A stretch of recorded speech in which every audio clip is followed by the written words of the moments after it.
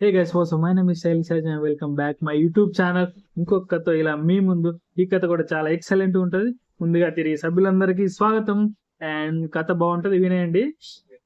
ఒక ఊరిలో ఇద్దరు గాజులు అమ్ముకునే వాళ్ళు ఉంటారు. ఇద్దరు ఏంటి గాజులు అమ్ముకునే.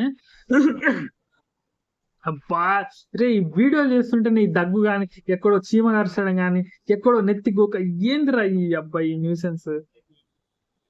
ఏం చేయలేకుండా సరిగ్గా ఒక వీడియో చేసి అందరికి అప్లోడ్ చేయలేమా? చెప్పండి. అవ్వదు.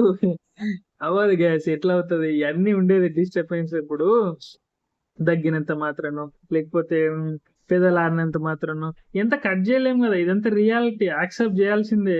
ఏంది, చూసే వాళ్ళు కూడా యాక్సెప్ట్ చేయాల్సిందే. ముచ్చటిది కథలోకి వెళ్ళిపోదాం.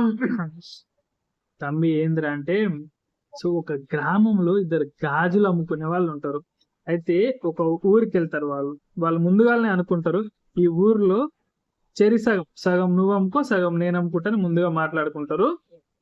కానీ ఎక్కడ తిరిగినా పర్వాలేదు, నువ్వు నేను ఎదురుగా కలిసినా పర్వాలేదు, కానీ మన వ్యాపారం మీద దెబ్బ పడద్దు అని చెప్పేసి ఊరును మంచుకొని తల ఓ సైడ్ వెళ్ళిపోతారా.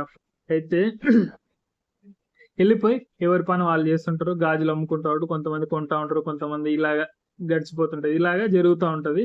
అయితే ఒక దగ్గరికి వస్తుంది. ఒక దగ్గరికి ఒక ముసలమ్మ గుడిసెలో ఉంటది, గాజులు అంటుంటే. నాయన ఇక్కడ రారి, వాళ్ళ మనవరాలు ఉంటది. వాళ్ళ మనవరాల కోసం అని చెప్పేసి వాళ్ళ మనవరాలకి గాజులు కొనిపిద్దామన్న ఆశతోని ఆడంగోయే గాజుల అబ్బాయిని పిలుస్తుంది. పిలిచి ఏం చేస్తుందంటే, ఇలా వీడియోలో పెట్టట్లేదు. ఈ దగ్గేంటో, నిన్న మొన్న ఏదో స్వీట్లు తిన్నారా, ఊక దగ్గు వచ్చేస్తుంది. ఏం చేద్దాం?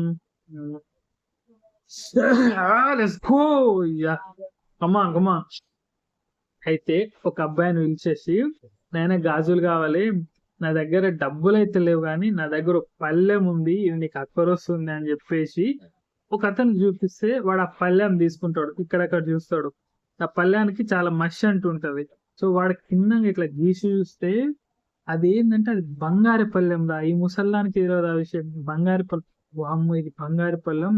అవ్వ చూడు, ఈ పళ్ళెానికి ఏం రావు గాని ఆడేదో తెలియనట్టు యాక్టింగ్. మళ్ళా అవ్వ ఇగో ఈ పళ్ళెానికి ఏం రావు, గాజులు అయితే ఇవ్వలేను, కానీ నా దగ్గర ఒక నాణ్యం ఉంది, ఇస్తా అని చెప్పేసి ఏదో ఒకటి రెండు నాణ్యాలు ఇచ్చి ఇస్తా అంటే అవ్వ అంటది కదా, నాకు వద్దునైనా, నాకు గాజులు అయితేనే కావాలని చెప్పేసి, సరే వద్దులే అని చెప్పేసి ఇంకా ప్లేట్ వెనక్కి తీసుకుంటే వెళ్ళిపోతాడు.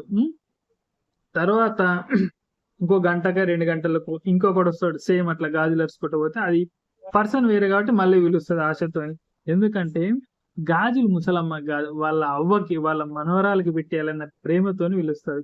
సో సేమ్ సెకండ్ పర్సన్ కూడా, నాయన నా దగ్గర డబ్బులు అయితే లేవు, కానీ ఇగో పళ్ళెం ఉంది, దీన్ని తీసుకొని మా మనవరాలకి కొన్ని గాజులు ఇస్తావా అంటాడు. అయితే సరే నా పళ్ళెం తీసుకుంటాడు. వాడు తిరగల మరగలేసి చూస్తే అది బంగారు పళ్ళెం అన్న సంగతి ఈ సెకండ్ తెలుస్తుంది. ఏంటవ్వా అలా అంటావు, మీరిచ్చింది అసలు ఈ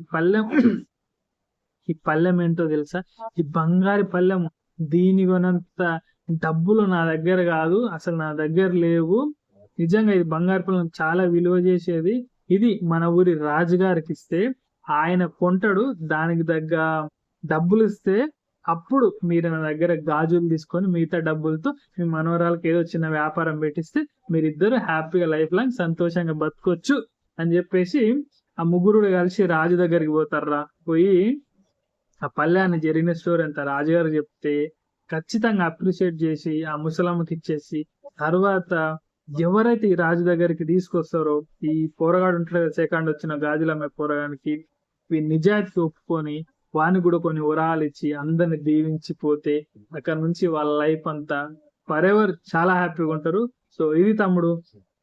తర్వాత ఇంకొక పోరగాడు అంటావా గాజులమ్మటోడు, వాడు తెలుసే కదా అందరిని మోసం చేయాలనుకుంటే వాళ్ళ దగ్గర ఎవరు గాజులు కొనరు. సో ఊర్లో అంతా తెలుసుకొని అందరిని కొట్టి పంపిస్తారు. సో ఇది స్టోరీ, ఇక్కడతో అయిపోతుంది తమ్మి. కానీ ఈ కథలు కూడా అసలు ఎంత నీట్ అంటే తమ్మి, అసలు ప్రతి మనిషి లైఫ్ లో ప్రతి మనిషికి కథలు చాలా అవసరం రా. ఎందుకంటే మనం కథల వల్ల చాలా రియలైజ్ అవ్వచ్చు. ఫస్ట్ ఏంటంటే కథల వల్ల మనము చాలా అంటే చాలా రియలైజ్ అవ్వచ్చు. కొన్నిసార్లు చాలా వస్తాయి కూడా లైఫ్ లో. సో నాకు బోర్ కొట్టినప్పుడైతే నేను రకరకాల బుక్స్ చాలా చదువుతుంటా, చాలా ఆడియో కథలు వింటా. సో నాకు చాలా ఇష్టం కథలు అంటే.